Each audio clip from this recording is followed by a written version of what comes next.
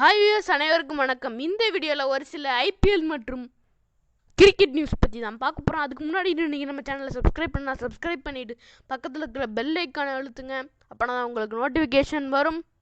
சரி, வாங்க வீடியோக்குள்ளே போகலாம்.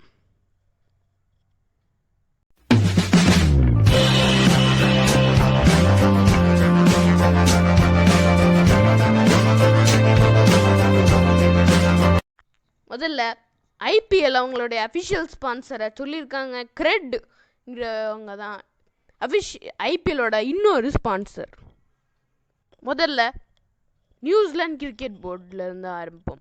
நியூசிலாந்து கிரிக்கெட் போர்டு என்ன ஸ்டேட்மெண்ட் கொடுத்துருக்காங்கன்னா, கேரி ஸ்டெட் தான் 2023 வேர்ல்ட் கப் வரைக்கும் எங்கள் கோச் என்று நியூசிலாந்து கிரிக்கெட் போர்டு கூறியிருக்காங்க. அடுத்து லங்கன் பிரீமியர் லீக். ஏற்கனவே லங்கன் பிரீமியர் லீக் ஐபிஎல்னால் போஸ்ட்பாண்ட் ஆகிருந்த நிலையில் இப்போது அதுக்குண்டான அஃபிஷியல் டேட்டை லங்கன் கிரிக்கெட் போர்டு கொடுத்துருக்காங்க. லங்கன் பிரீமியர் லீக் நவம்பர் 14 ஆரம்பிக்கு. அடுத்ததாக லங்கன் சம்பந்தமான இன்னொரு அப்டேட். மலிங்கா ஐபிஎல் 2020 மிஸ் செய்கிறார் பர்சனல் இஷ்யூ காரணமாக. எனவே மலிங்காவுக்கு பதிலாக மும்பை இந்தியன்ஸ் ஜேம்ஸ் பேட்டின்சனை சைன் பண்ணியிருக்காங்க.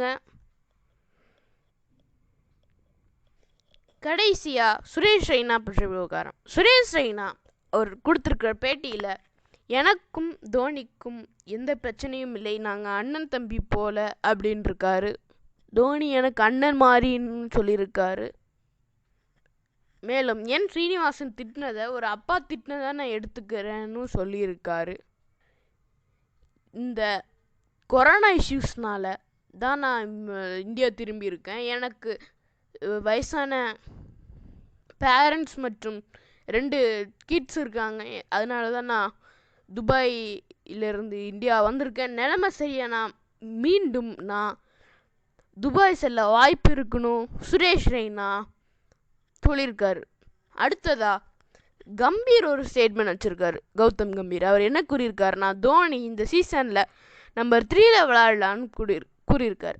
சரி, அதை பற்றி நீங்கள் என்ன நினைக்கிங்க? கமெண்டில் சொல்லுங்கள். சுரேஷ் ரெய்னா மீண்டும் வந்தால் எப்படி இருக்கும் அப்படின்னு நீங்கள் கமெண்ட் பண்ணுங்கள். இந்த வீடியோ அவ்வளோதான். இந்த வீடியோ பார்த்ததுக்கு நன்றி. இந்த வீடியோ பிடிச்சிருந்தா லைக் பண்ணுங்கள், உங்கள் ஃப்ரெண்ட்ஸ்க்குலாம் ஷேர் பண்ணுங்கள், இந்த வீடியோ பற்றி கமெண்ட் பண்ணுங்கள்.